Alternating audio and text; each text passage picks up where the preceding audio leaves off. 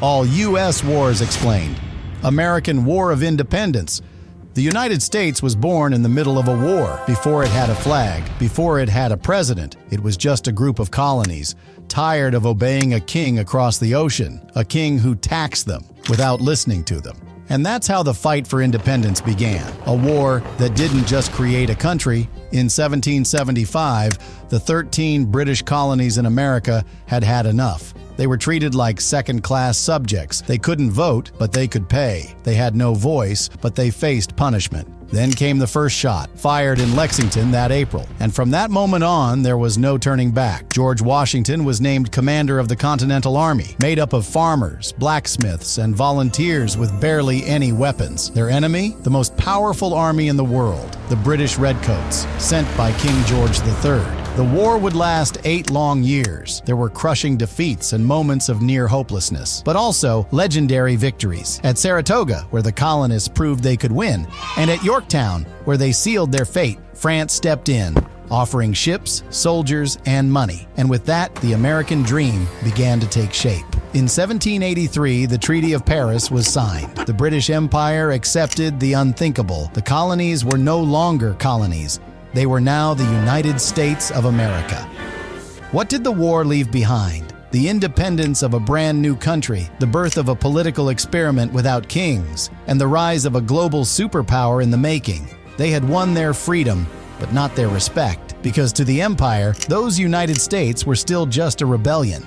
And soon, the guns would speak again. The War of 1812. They thought they were free, that with independence, the conflict was over. 30 years later, the United States once again faced its old enemy, the British Empire. This time, it was a war that would define its sovereignty and cement its place on the world stage. It was the War of 1812. Some even call it America's Second War of Independence. At the time, the United Kingdom was at war with Napoleon.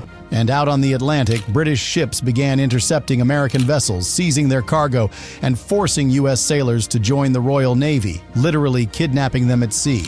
And that wasn't all. The British were still backing indigenous tribes resisting U.S. expansion into the West. In 1812, President James Madison declared war on Great Britain. The still young nation was once again plunged into battle. The war was brutal, fought on land, at sea, and even along the Canadian border. In 1814, British troops invaded Washington, D.C. and burned down the White House. Yes, they actually set it on fire. But America fought back, and from the flames, lasting symbols were born. During the siege of Fort McHenry, a lawyer named Francis Scott Key saw the U.S. flag still flying through the smoke. He wrote a poem inspired by that sight, and that poem would later become the national anthem, the Star-Spangled Banner. By 1815, the Treaty of Ghent was signed. There were no winners, no land changed hands. But something more important had been won: respect for a young nation that had refused to back down. Independence had only been the beginning. Expansion, that was the real battlefield. The Indian Wars. While treaties were being signed in the East, wars were erupting in the West, because America's story wasn't just about independence, it was about expansion. But that land already had owners who spoke different languages and had no intention of surrendering without a fight. That's how the Indian Wars began. From the early 1800s to the end of the 19th century, the U.S. government launched over 100 military campaigns against native peoples: the Sioux, the Apache, the Cheyenne, the Comanche, the Navajo, and many more. The mission was clear: expand westward. And to do that, every river, mountain, and claimed. In 1830, Congress passed the Indian Removal Act, forcing thousands of native people to abandon their ancestral lands. The result was devastating: the Trail of Tears, a forced march in which over 4,000 Cherokees died. Battles like Little Bighorn, where General Custer was famously defeated by the Lakota, and Wounded Knee, where more than 200 native men, women, and children were massacred by the U.S. Army. It was an unequal war, with railroads and rifles and cultures fighting for their survival on their own land. In the end, the tribes were defeated, displaced, and with that, the United States closed a brutal chapter in its history, the chapter of internal conquest.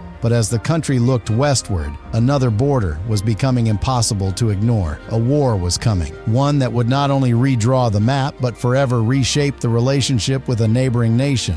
The war against Mexico.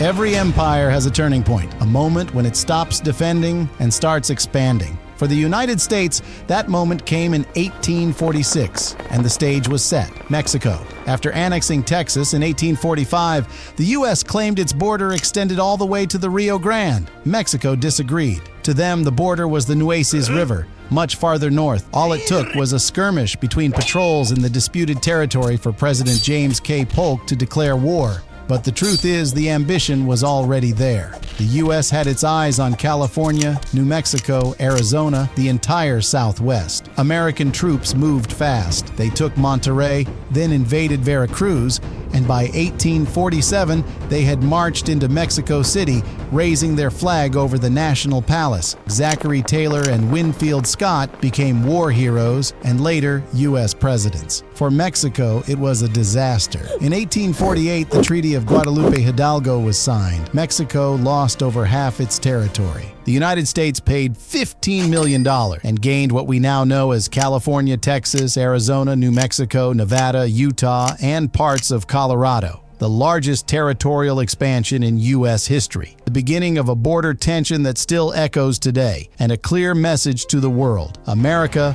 was no longer standing still. The next one would be about the soul of the nation, because it wouldn't be against another government or a foreign country. The Civil War, a war between brothers. This time, the enemy wasn't across the ocean. It was at home, because in 1861, the United States didn't go to war with a foreign power. It tore itself apart from within. This was the Civil War. And with over 600,000 deaths, it remains the bloodiest war. It all started with a tension that had been brewing for decades: slavery. While the North opposed it, the South defended it as the backbone of its economy. When Abraham Lincoln was elected president in 1860, 11 Southern states decided to secede, forming the Confederate States of America. Their capital, Richmond. Their leader, Jefferson Davis. Their flag, a different one. On April 12, 1861, Confederate cannons fired on Fort Sumter. The war had begun. The Spanish-American War, when America became an empire. For over a century, the United States had been expanding westward, but now, for the first time, it was looking out toward the sea. The year 1898. The enemy, the Spanish Empire. And the spark, a mysterious explosion in Havana. It all began in Cuba, which was still a Spanish colony. The Cuban people were fighting for their independence, and the United States was watching closely, and with growing interest. On February 15, 1898, the battleship USS Maine exploded in Havana Harbor. 260 American sailors died. The press, led by media moguls like Hearst and Pulitzer, fueled public outrage with one explosive headline: "Remember the Maine, to war." By April, the U.S. had declared war on Spain, and so began a short but decisive campaign. In just 3 months, U.S. forces defeated Spain in Cuba, Puerto Rico, the Philippines, and Guam. Heroes like Theodore Roosevelt and his Rough Riders became legends after the Battle of San Juan Hill. The war ended with the Treaty of Paris in December 1898. Spain lost the last remnants of its empire, and for the first time, the United States became an imperial power. And just when it seemed U.S. power had reached new heights, a storm was brewing across the Atlantic. World War I. Europe was bleeding. The trenches had become open graves, and the skies were nothing but smoke and death. Since 1914, the world had been caught in the deadliest war it had ever seen, and for 3 years the United States watched from afar. America entered the Great War, and even though it came late, it arrived with enough strength to change the fate of the world. The first spark, the sinking of the Lusitania in 1915, a ship carrying American civilians torpedoed by a German submarine. Then came the infamous Zimmermann telegram, in which Germany secretly proposed that Mexico invade the U.S. in exchange for the return of Texas, Arizona, and New Mexico. In April 1917, President Woodrow Wilson declared war on the German Empire. Over 2 million American soldiers crossed the Atlantic. With fresh troops, modern artillery, and high morale, the U.S. helped push the Allies toward victory. But the war was nothing short of hell. Finally, in November 1918, Germany surrendered, and the United States emerged as a new global power. In 1919, Wilson spearheaded the creation of the League of Nations, though ironically, the U.S. Congress refused to join. America came home in glory, but also in pain. The doughboys returned changed, wounded in body and mind. And the nation, despite its victory, did it want to be a global leader or just a privileged spectator? Because just 2 decades later, the world would erupt again, and this time there would be no arriving late. World War II. The world was once again on fire. And this time, the enemy wasn't just one, it was three. Hitler was sweeping through Europe. Mussolini dreamed of reviving the Roman Empire. And Japan had launched a brutal offensive across Asia. At first, the United States wanted to stay out of it. But on December 7, 1941, Japan attacked Pearl Harbor, the U.S. naval base in Hawaii. More than 2,400 Americans were killed. A date which will live in infamy, declared President Franklin D. Roosevelt. The very next day, the U.S. declared war on Japan. And shortly after, Germany and Italy declared war on the U.S. Just like that, from 1942 onward, American troops fought in Europe, Africa, and across the Pacific. In Normandy, they helped liberate France. In the Pacific, they pushed back the Japanese, island by island. Back home, U.S. factories were pumping out weapons, planes, and tanks like never before. The horror of Nazi concentration camps. And in 1945, the devastating power of 2 atomic bombs. In May, Germany surrendered. In August, Japan followed. The United States didn't just win the war, it redrew the global map. From 1945 on, the world was split in two, one side led by the Soviet Union and the other by the United States. America was no longer just a powerful country, it had become the superpower, with economic, military, political, and cultural influence stretching to every corner of the globe. But victory didn't bring peace. It brought something else, something more dangerous, more silent, and far longer. The Korean War, the frozen conflict. Just 3 years after the end of World War II, the world was splitting apart again. But this time it wasn't about territory. It was about ideology, capitalism versus communism. And the first major battlefield, a small peninsula on the other side of the Pacific. By 1950, Korea was divided in two. North Korea, backed by the Soviet Union, and China versus South Korea, supported by the United States and Western allies. On June 25, 1950, North Korean troops crossed the 38th parallel and invaded the South. The U.S., under the flag of the United Nations, responded almost immediately. It became a brutal war of back and forths. Then General Douglas MacArthur launched an epic counterattack at Incheon, driving the North all the way back toward China. But then China entered the war, sending over 1 million troops, and the balance shifted once again. The Vietnam War, the conflict that broke America from within. It was the first war ever broadcast on live television, and the first war the United States couldn't explain. The Vietnam War was more than just a military conflict. It was an open wound in American society, a war that left scars deep in the jungle and even deeper at home. At the heart of it, North Vietnam, led by Ho Chi Minh, wanted to reunify the country under one communist flag. The U.S., afraid that if Vietnam fell, the rest of Southeast Asia would follow, acted on the now infamous domino theory, and so began a long, tangled war. The Viet Cong, with underground tunnels, hidden traps, and relentless guerrilla tactics, became a living nightmare for American troops. Over the span of 2 decades, more than 58,000 U.S. soldiers lost their lives, and more than 2 million Vietnamese civilians were killed. Back home, what Americans saw on TV told a different story. Bombed villages, young soldiers returning in pieces, mass protests on college campuses, and one haunting question echoing across the nation: why are we there? By 1973, under immense public pressure and military fatigue, the U.S. began its withdrawal. 2 years later, in 1975, Saigon fell, and Vietnam was reunified under communist control. Lightning invasions. The United States changed its strategy. Now it was all about quick, precise, and media-driven strikes. That shift gave rise to 2 lightning-fast interventions. They were short but loud, and they sent a clear message to the world. America was still in control. Grenada, 1983. A tiny island in the Caribbean. A leftist government is overthrown in a military coup. The U.S. fears it could become a Soviet stronghold. Using the safety of American students on the island as justification, the U.S. launches Operation Urgent Fury. In just 48 hours, over 7,000 U.S. troops. The regime collapses, and while the international community criticized the move, back home, it was seen as a success. Panama, 1989. This time, the objective was crystal clear. Manuel Noriega, Panama's dictator, once a CIA ally, had become a liability. In December, More than 26,000 American troops launched Operation Just Cause. Within days, they captured Noriega, flew him to Miami, and put him on trial. It was the first U.S. military operation ever broadcast live on television. And despite civilian casualties, the government framed it as an act of international justice. These weren't traditional wars, but they set a clear precedent. The U.S. didn't need permission, just a reason, and a convincing excuse. The Gulf War, the Desert Storm. For the first time in history, the world watched a war live. The year was 1990. The stage, the heart of the Persian Gulf. The spark, Iraq's invasion of Kuwait, led by Saddam Hussein. In just hours, Iraqi forces crossed the border and seized the small, oil-rich nation. The message was clear. If no one stopped him, Saddam would hold far too much power in the region. Operation Desert Storm was underway. The United States hit back hard. Starting in January 1991, thousands of troops were deployed to Saudi Arabia and the Gulf. Precision airstrikes, rapid ground assaults, cutting-edge tech like Tomahawk missiles, M1 Abrams tanks, and the first real-time satellite surveillance. The war in Afghanistan, 8:46 a.m.